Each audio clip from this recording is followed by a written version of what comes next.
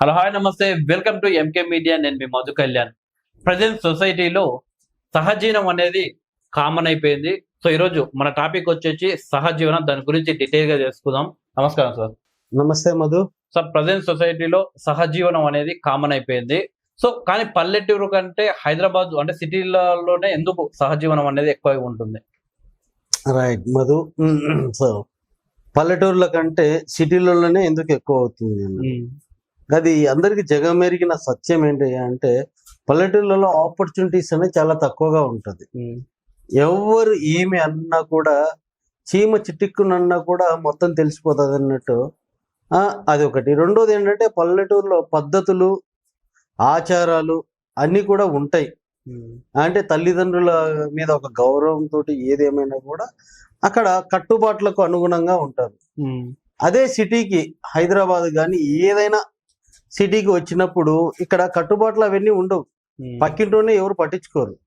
So దానివల్ల ఇక్కడ హైదరాబాద్లో చాలా ఎక్కువగా ఇవి ఉంటాయి. దానికి మెయిన్ కారణం ఏంటయ్యా అంటే కనుక లేట్ మ్యారేజెస్. ఒకప్పుడు అంటే 18 ఏళ్లకు 20 ఏళ్లకు మ్యారేజ్ చేసేవాళ్ళు. ఇప్పుడు ఒక్కొక్కరికి 25+. సో 25+ ఉండడం వల్ల ఏంటయ్యా అంటే కనుక ఆ బాడీ అంటే ఫిజికల్ బాడీ తట్టుకోలేదు, కోరుకుంటూ ఉంటుంది. ఒక నీడ్, ఫిజికల్ రిలేషన్ కాదు, ఇక్కడ ఒక నీడ్ అన్నది కోరుకుంటూ ఉంటుంది. ఆ నీడ్ కోసం ఏంటయ్యా అంటే కనుక నువ్వు అన్నట్టు వాళ్ళు ఎంచుకున్నటువంటి ఒక మార్గమే సహజీవనము. సో ఇక్కడ డబ్బులు ఎక్కువగానే ఉన్నాయి, టైము ఎక్కువగానే ఉంది. ఆ నీడ్ కోసం ఎక్కువ సిటీలలో సహజీవనం ఉంటూ వాళ్ళు హ్యాపీగా ఆనందంగా ఉంటారు అన్నది నా ఒపీనియన్. మామూలుగా సహజీవనం ఎక్కువగా ఏ ఏజ్ వాళ్ళు చేస్తారని మీరు అనుకుంటారు? సహజీవనం అన్నది దీనికి ఏజ్ తో సంబంధం లేనే లేదు. ఎవరైనా చేయొచ్చు.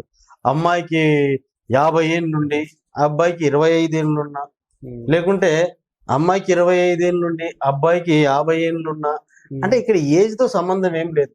వాళ్ళిద్దరి మధ్యన ఒక సంఖ్యత, వాళ్ళిద్దరి మధ్య ఒక పాజిటివిటీ, వాళ్ళిద్దరి మధ్య ఒక తెలియని అదే వాళ్ళు పెట్టుకున్నటువంటి ఒక ప్యూర్ లవ్, ఇవన్నీ కూడా అన్ని సమపాలలో ఉన్నాయని వాళ్ళు అనుకొని సహజీవనంలోకి వెళ్తారు.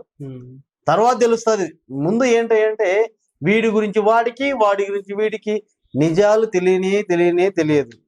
ఒక్కసారి సహజీవనం అని ఒక పేరు పెట్టి టుగెదర్ ఉన్నప్పుడు, ఒకానొక సిచ్యువేషన్ లో వాళ్ళు దగ్గరగా ఫిజికల్ గా అయిపోయినప్పుడు, తర్వాత ఆపోజిట్ పర్సన్ వీళ్ళ బండారాలన్నీ బయట పెడతా ఉంటే అప్పుడు మేము చేస్తున్నది కరెక్టా రాంగా అన్నది వారికి వాళ్ళున్న స్థితిని బట్టి అర్థమైపోతుంది. సో ఎక్కువగా సహజీవనానికి హైదరాబాద్ అంటే పల్లెటూరు నుండి హైదరాబాద్ వచ్చిన అమ్మాయిలే ఎందుకు బలైపోతుంటారు సార్? ఎక్కువ శాతం ట్రాప్ అయిపోతారు. ఇక్కడ ఏంటంటే కనుక హైదరాబాదు అనగానే ఒక క్యాపిటల్ ఆఫ్ ఒక స్టేట్ కాబట్టి, సో ఈ స్టేట్ లో ఏంటయ్యా అంటే కనుక మెయిన్ వచ్చేసి మనీ, డబ్బు, సుఖం. డబ్బు ఎంత ఇంపార్టెంట్, ఇక్కడ ఫుడ్ కూడా అంతే ఇంపార్టెంట్. వెరైటీగా తినాలి, ఏమేమో చేయాలి. సో పల్లెటూరు నుంచి అక్కడ నుంచి వచ్చిన వాళ్ళకు నిజానికి డబ్బు కొంచెం తక్కువగా ఉంటది. ఇక్కడ అమ్మాయిలు బలి అవుతుంటారు, అబ్బాయిలు బలి అవుతుంటారు. సో మన పల్లెటూరు నుంచి వస్తున్నారని అమ్మాయిలే అని ఇక్కడ మనం సైకలాజికల్ గా తీసుకోకూడదు. అబ్బాయిలు కూడా అమ్మాయిల చేతిలో చాలా మంది, బోలెడు మంది మోసపోయేటోళ్ళు, జీవితాలను సర్వనాశనం చేసుకునే వాళ్ళు ఉన్నారు.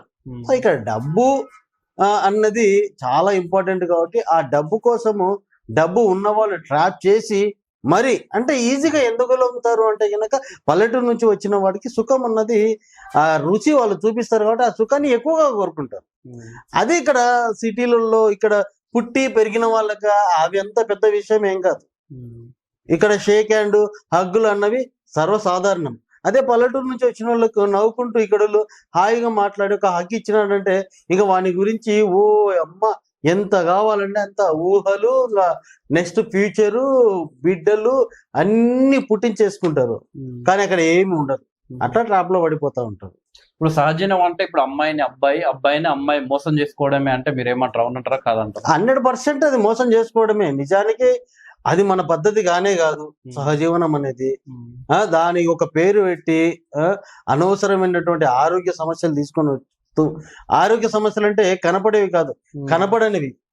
సహజీవనం చేస్తున్నారు అంటే కనుక ఒకరినొకరు ఇచ్చి పుచ్చుకుంటున్నారు. ఇచ్చి పుచ్చుకోవడం అంటే ఒక శక్తిని, ఒక ప్రేమను వేరే వాడికి ఇచ్చేస్తా ఉన్నావు. అది అన్నోన్ పర్సన్ కి. మేబీ మీరు ఫ్యూచర్ లో మ్యారేజ్ చేసుకుంటారో లేదో సెకండరీ, బట్ ఒకరికైతే ఆ లవ్ అయితే ప్యూరిటీ అయితే ఇచ్చేస్తా ఉన్నావు. అది ఎవరికి ఇవ్వాలి? నిన్ను పెంచిన తల్లిదండ్రులకు ఇవ్వాలి. నీ తల్లిదండ్రుల పర్మిషన్ తోటి నిన్ను ఒక అయ్య చేతిలోనో ఒక అమ్మ చేతిలోనో పెట్టినప్పుడు అప్పుడు ఆ లవ్ను వాళ్ళకి ఇచ్చినట్లయితే కనుక జీవిత కాలము వాళ్ళు హ్యాపీగా ఆనందంగా ఉంటారు. మరి ఇక్కడ ఏం జరుగుతూ ఉంది? ఎవడో పనికి మాలిన వాళ్ళకి, ఎవడో పనికి మాలిన దానికి, అది కూడా ఎవరి గురించి ఎవరు తెలుసుకోకుండా తొక్కలో యాప్లు వచ్చేసి అన్ని మిక్స్ అయిపోయి దారుణాది దారుణము. కడుపు నిండా తినడము, అది ఇంకా ఎక్కువ తినడము, తాగడము, కక్కడము, గలీజ్ పనులన్నీ చేసుకుంటూ ఉన్నారు. ఇంకా దారుణమైన విషయం ఏంటంటే ఇద్దరు సాఫ్ట్వేర్ ఇంజనీర్లు అయి ఉంటారు. వాళ్ళు ఏదో తల్లిదండ్రులు వీళ్ళు సంపాదించి ఇంటికి పంపిస్తారని అనుకుంటే వీళ్ళ తగలయ్య సహజీవనం అని ఒకటి పెట్టేసుకొని ఉన్న డబ్బులన్నీ ఇక్కడే ఖర్చులు పెట్టేసి ఇంటికి ఏదేదో సాకులు పెట్టి వీళ్ళేమో జల్సాలు చేస్తూ ఉంటారు. వాళ్ళేమో ఆ దరిద్రమైన స్థితిలో ఎప్పుడు అట్లనే కొట్టుమిట్లాడుతూ ఉంటారు. దీనికి మొత్తం కారణము సహజీవనము, అంతే. ఇప్పుడు డబ్బు కోసమో లేకపోతే దేనికి ఆశపడి వాళ్ళు సహజీవనం చేస్తారో, ఎలాంటి వయసుకు సంబంధం లేకుండా చేస్తారు కదా సార్.